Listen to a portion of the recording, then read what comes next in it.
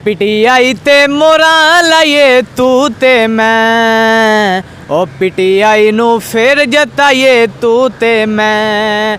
ओ चल पीटीआई ते मोरा लाइए तू ते मैं, चल पीटीआई नू फिर जताइए तू ते मैं। ओ डट के खड़ा है साडा लीडर कौम दे लई, ओए आ जा अपना फर्ज निभाइए तू ते मैं। ओ चल पीटीआई नू फिर जताइए तू ते मैं। ओ चोर लुटेरे कट्ठे होके बह गए ने, मुल्क दा पैसा सारा बार भी लै गए ने। इन्हां चोरां तो जान छुड़ाइए तू ते मैं, चल पीटीआई ते मोरा लाइए तू ते मैं। अस्सलामुअलैकुम नाज़रीन, उम्मीद है से राना आफ्ताब आपकी खिदमत में हाजिर है। नाज़रीन, मुल्क पाकिस्तान में टैलेंट की कमी बिल्कुल भी नहीं, जैसा कि मेरे साथ एक नौजवान इस वक्त मौजूद है, मुदस्सिर अली इनका नाम है। इन्होंने चेयरमैन पीटीआई इमरान खान साहब के लिए इन्होंने गाना तैयार किया, तो आइए इनसे सुनते हैं। जिसकी अस्सलामुअलैकुम। वालेकुम अस्सलाम। गाना। चल पीटीआई ते मोरा लाइए तू ते मैं, ओ पीटीआई नू फिर जताइए तू ते मैं। ओ चल पीटीआई ते मोरा लाइए तू ते मैं, चल पीटीआई नू फिर जताइए तू ते मैं। ओ डट के खड़ा है साडा लीडर कौम दे लई, ओए आ जा अपना फर्ज निभाइए तू ते मैं। ओ चल पीटीआई नू फिर जताइए तू ते मैं। ओए असी नहीं छड़ना खानू भावें कुछ होवे, लीडर साडा सानू वेख के खुश होवे। इस लीडर दे नारे लाइए तू ते मैं, चल पीटीआई ते मोरा लाइए तू ते मैं। ओ चल पीटीआई ते मोरा लाइए तू ते मैं। ओए आजा खानू फिर ले आइए तू ते मैं, चल पीटीआई ते मोरा लाइए तू ते मैं। ओए आजा राजे गाने लिखिए खान दे लई, ओए आजा खान लई गाने गाइए तू ते मैं। चल पीटीआई ते मोरा लाइए तू ते मैं। ओ चोर लुटेरे कट्ठे होके बह गए ने, मुल्क दा पैसा सारा बार भी लै गए ने। इन्हां चोरां तो जान छुड़ाइए तू ते मैं, चल पीटीआई ते मोरा लाइए तू ते मैं। सर, इतना जज्बा, इतनी मोहब्बत खान साहब के लिए कैसे? खान साहब बहुत अच्छे काम करते हैं। वो जेल में बैठ के भी लड़ रहा है, सिर्फ कौम के लिए सोच रहा है, इसलिए मैंने नवाज शरीफ के लिए भी कोई गाना तैयार किया या नहीं? उसके लिए फ़ायदा ही नहीं है तैयार करने का, उससे मोहब्बत ही नहीं है। अच्छा, खान से मोहब्बत है? हाँ, सिर्फ खान से ही। अच्छा, मुझे बताएं कि इतनी खूबसूरत आवाज़ है आपकी, कहाँ से सीखा?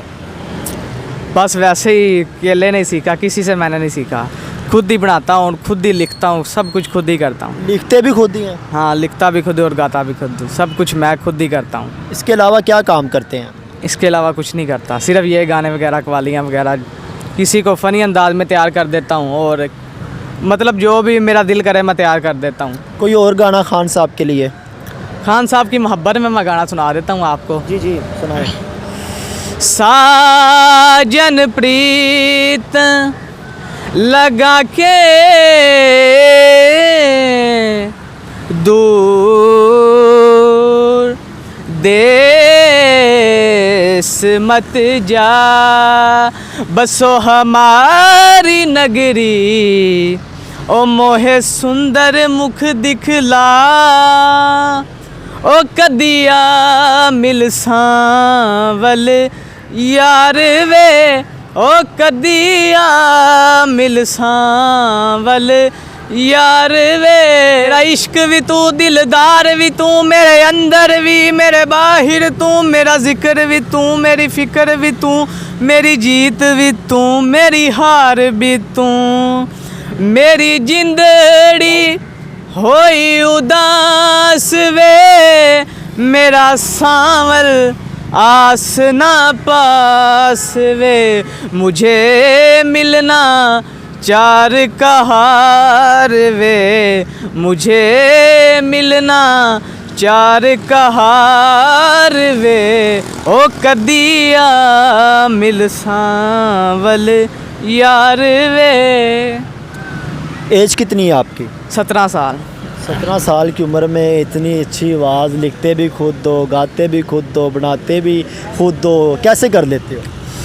सही बात, अंदर की बात आपको बताऊँ ना, मुझे एक लड़की ने धोखा दिया था, उसने मुझे शायर बनाया है। तो उसने जब मुझे धोखा दिया तो मैंने उसके लिए भी एक गाना बनाया है, उसको जलील करने के लिए। सुनाओ। नीक तेरी अख कानी दूजा लम्मिया दंदा ने दिल साड़िया। नीक तेरी अख कानी, एक तेरी अखे कानी कजला तू फिर भी पावें। पाटे होए बुल्लां नू तू सुर्खी दे नाल लुकावें। मुँह तेरा चावें वर्गा, मुँह तेरा चावें वर्गा। वाला चो तिल्ला निकले, वाला चो तिल्ला निकले। नस्से तू इंजे जीवें झाड़ी चो बिल्ला निकले। ओ मर जान तेरे जम्मन नाले, ओ मर जान तेरे जम्मन नाले। ओ जिन्ना तेरे जई सूली उत्ते चाड़िया। नीक तेरी अख कानी हुण मेरी शामत आई, बनया मैं घर जवाई। बीवी नू वाज सी मारी, सस मेरी पज्जी आई। वाला तो मैनू फड़िया, चिमटे नाल फैंटी चाड़ी, चिमटे नाल फैंटी चाड़ी। पहले कमीज सी पाड़ी, फिर बनैन पाड़ी। नवा सूट सवाया सी मैं, ओ नवा सूट सवाया सी मैं। ओ जेड़ा लीरा लीरा करके खलारिया। नीक तेरी अख कानी मेकअप करके नानी तू एक महीने दा खर्चा उजाड़िया। नीक तेरी अख कानी। अच्छा मुझे बताएं, ये गाना उस लड़की को भी सुनाया कभी जाके कि नहीं? उसने सुन लिया होगा जितने इंटरव्यूज हो। उसके बाद आपकी शामत नहीं आई अभी तक? नहीं, शामत नहीं आई। अच्छा, उसने बेवफाई की है तो कमी आपने भी छोड़ी नहीं, आपने उसकी तजलील बल्कि आप उसको खींच के बाहर रोड तक ले आए हैं। नहीं, लोग नुक्कड़ में बैठे होते हैं ना, मैंने कहा मैं ये काम नहीं करूँगा, मैं उसको जलील करूँगा गानों में। सो नाज़रीन, ये था आज का हमारा प्रोग्राम जिसमें हमने आपको इकबाल के एक ऐसे शाहीन से मिलवाया जिसने चेयरमैन पीटीआई इमरान खान साहब के साथ साथ अपने वो महबूब के लिए भी इन्होंने गाना तैयार किया जो इसके साथ बेवफाई करके इसको छोड़ चुका है। तो इसने भी गाना गा के उसको किसी जगह नहीं छोड़ा, कहीं का इसने उसको नहीं छोड़ा। तो इसी के साथ अपने प्रोग्राम होस्ट राना आफ्ताब को दे इजाज़त।